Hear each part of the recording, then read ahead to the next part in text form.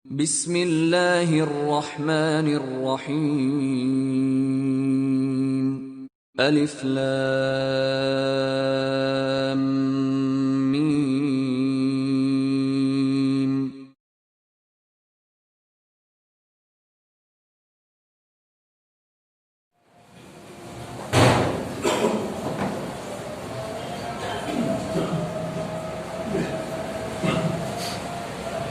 Innal hamdalillah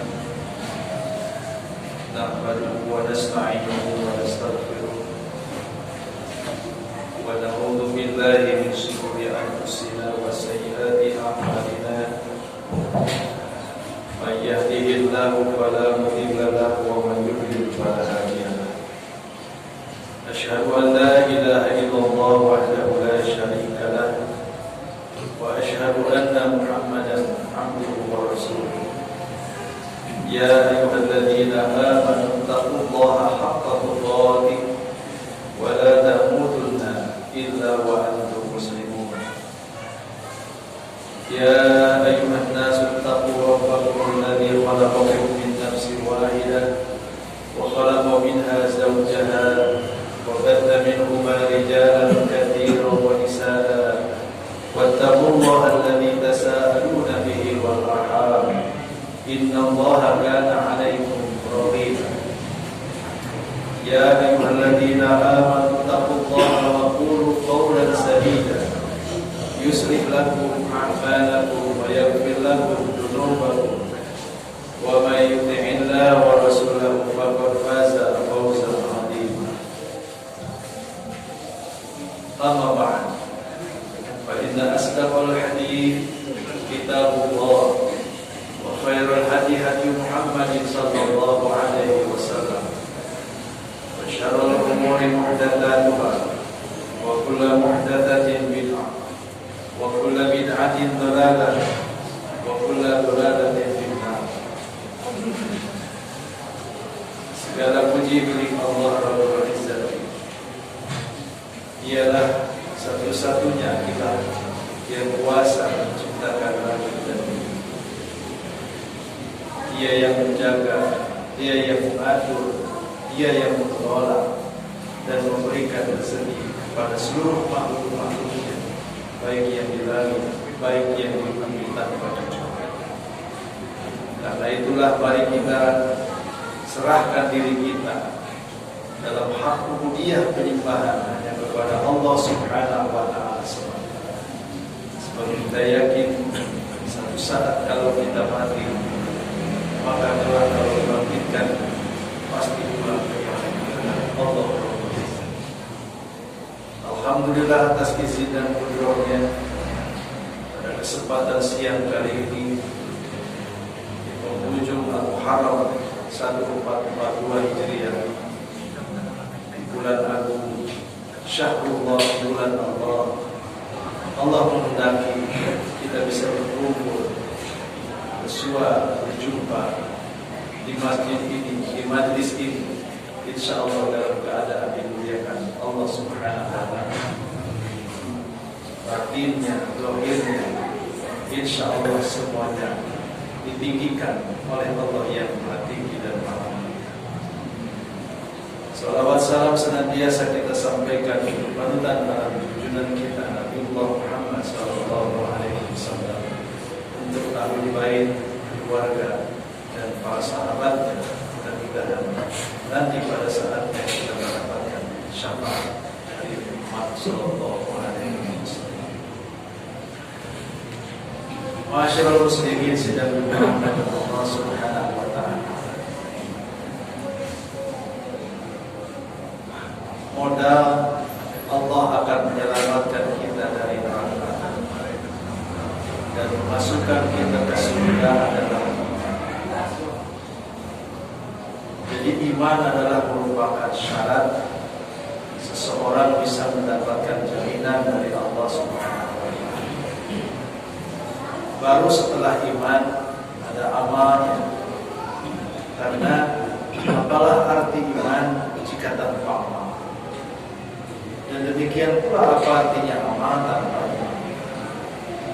Namun orang yang memiliki iman walaupun amalannya kurang, ini jauh lebih bernilai dalam pandangan Allah Subhanahu wa Ta'ala.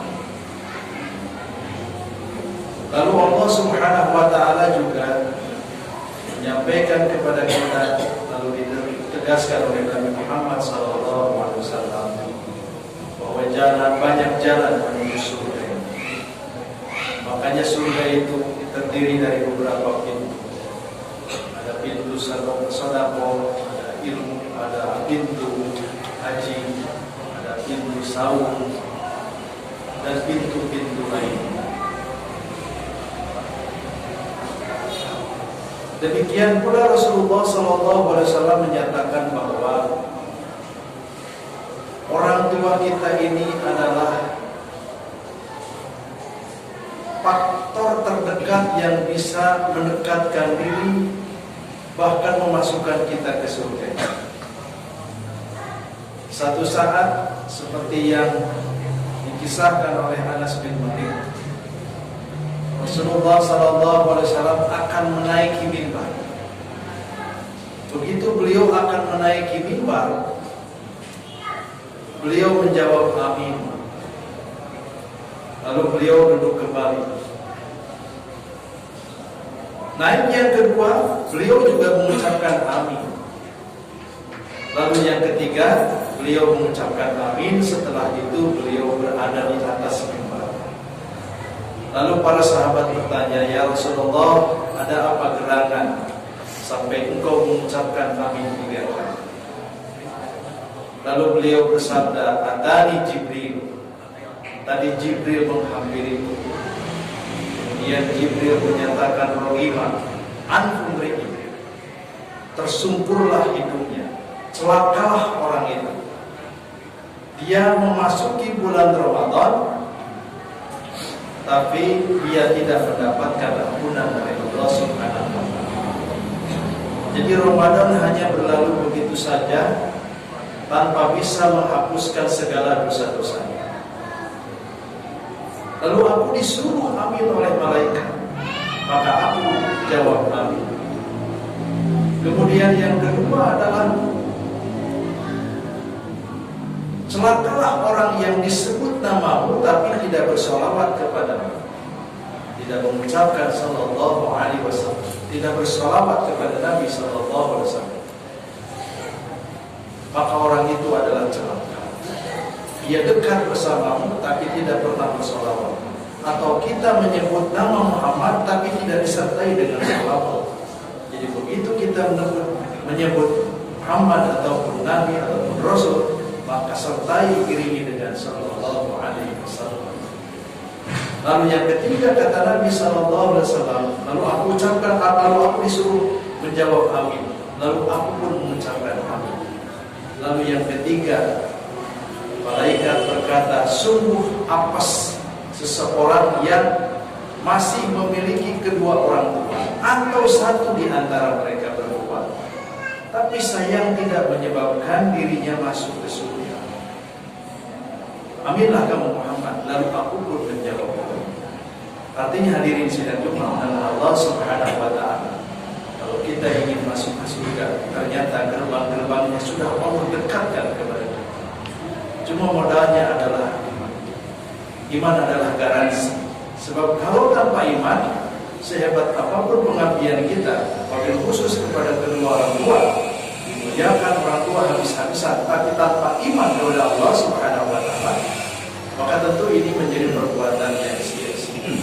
Seperti yang digambarkan oleh Allah Subhanahu wa Ta'ala dalam surat Al-Qur'an, bahwa ada orang-orang yang mereka begitu semangat antusias melakukan amal soleh, tapi mereka menjadi golongan al-ahsarun, golongan yang karena antara lain tidak ada iman dalam iman. Itu penting.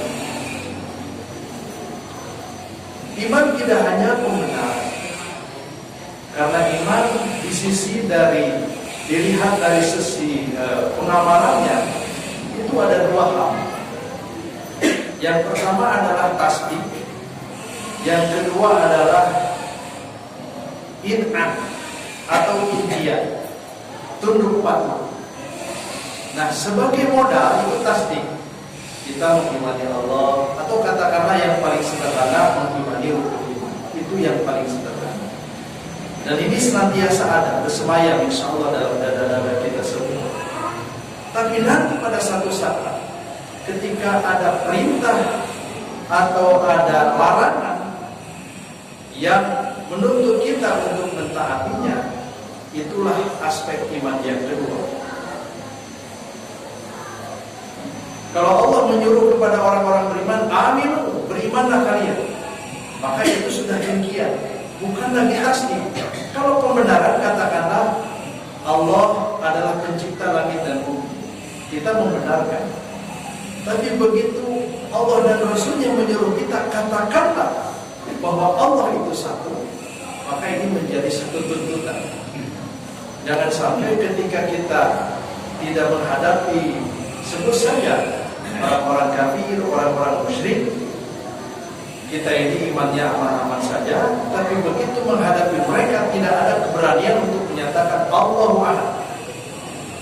Malah yang terjadi adalah ini sedih. Terhadap sesama orang beriman dicurigai, tapi kepada orang kafir mereka menghormati.